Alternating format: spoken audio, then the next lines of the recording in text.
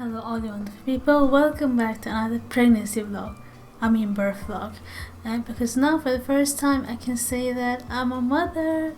I gave birth to a beautiful baby boy on the 18th of March 2021 and he weighed 3.4 kilos and was 52 centimeters long. So my plan for birth vlog was to film everything, but the delivery was unexpected and I was so drugged and full of pain that I missed to film the actual birth, and the fact that it ended up being an acute C-section is why I hardly have any footage from the birth at all.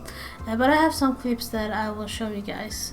So here goes my birth story. So week 39, the evening of March 13, I first noticed that the mucus plug started to come loose, and it continued to fall off the days after, and I understood that the delivery was close. So the night of March 16, I had aches every 5 minutes, every hour, but the pain was somewhat bearable, so I just held on to the next day, March 17th, and the pain started to come more regularly, and I understood that my labor had begun. At around 12 p.m. on the 17th, the pain started to be unbearable, so around 3 o'clock I called the maternity ward, and they said that I could come in for a checkup. As soon as I hung up the phone, my water broke, and we all got in a huge stress boost and just rushed through our things to see that we had packed everything. While I was in huge pain, and the car ride to the hospital was actually just like the movies. I moaned in pain, and my husband was all stressed up, and I would just bark at him I could drive faster, and we arrived at last.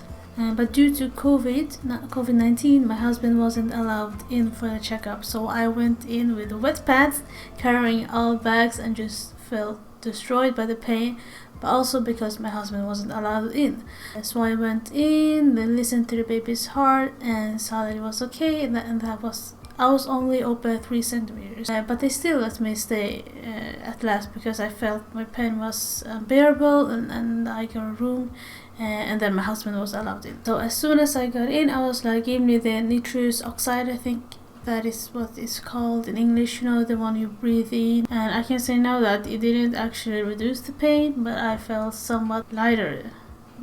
It just became my secure point during my labor, and I was like all gone in my head, just like a zombie, breathing that stuff, and I wasn't alert on anything. So I just did that for about 6 hours, only open until 4 and then 5 centimeters until the pain started to get more severe, and I finally decided that I wanted epidural. And it took a while until the anesthesia doctor came in, and I've heard that you wouldn't feel the needle because you're already in so much pain, but let me tell you one thing, I definitely felt the needle and I screamed all 4 times. Yep. The doctor missed 3 times, and at the 4th time another doctor did the epidural, and it went smooth. And not only that, the doctor who had missed actually punctured the membrane covering the spinal cord, and fluid had leaked out, and this resulted in me not being able to stand, nor walk, nor sit for about 2 weeks after the delivery, without having severe headache and back pain, and I'll tell you more about this later. And now back to my birth story. So I received the epidural, and I was fully pain relieved for about a couple of hours until the pain started to get back to me, and my husband noticed that an injection valve had come off and the drug had actually flowed out in the bed. So the epidural didn't have effect on me for many hours. So I just kept being in huge pain and crying. So now it had gone approximately 20 hours since I came to the hospital, and I was still just open about 16 centimeters now. And both me and my husband just cried and cried because of the pain. He couldn't watch me in pain, and everything that had gone wrong during the epidural and the labor.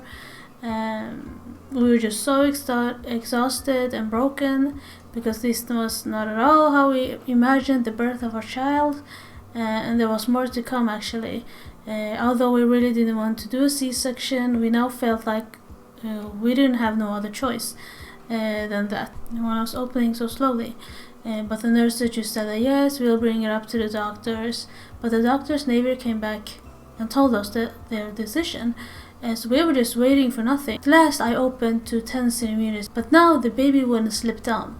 And we tried everything, and I just felt so hopeless after hours of trying while still being in unbearable pain.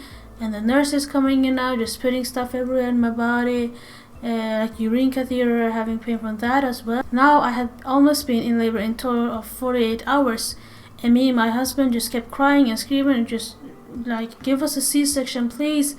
And at last the doctor came and gave us a decision that they would deliver the baby by C-section. I was so scared yet so relieved and excited to meet my baby, of course. So on the 18th, 4:51 p.m. my little baby boy was born. But I was so drugged at that moment that I don't have that strong memories actually. But what I do remember is when they took him out and I heard him scream, and it was like one tiny scream. And I expected him to scream like non-stop on top of his lungs. And also when receiving the vitamin injection, my husband said he didn't scream. And he was just so beautiful and such a peaceful, calm baby. So after he was delivered, we had to stay at the maternity ward a couple of days because of my C-section, and also because of the incident with the epidural. And both me and my husband have awful memories from the days after. The staff didn't treat us well. They didn't even have diapers. My husband, who had never held a baby in his whole life, had to take care of the baby all alone because I couldn't move. So a great shout out to my husband for being the most caring father and husband. I mean, he knew exactly how to take care of the baby from start, although he had never seen a baby in his whole life. So I'm so proud of him. So 4 days later, we were discharged from the maternity ward, and we lived with my parents, and they helped us so much as I couldn't move the whole first week. So that I'm also grateful for that.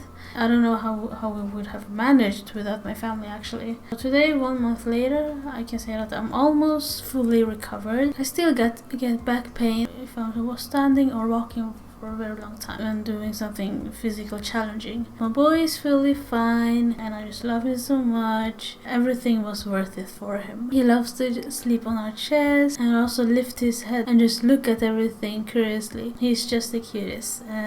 I'll present him in the next video also what name we choose. So stay tuned, and thank you for watching this video. Bye bye.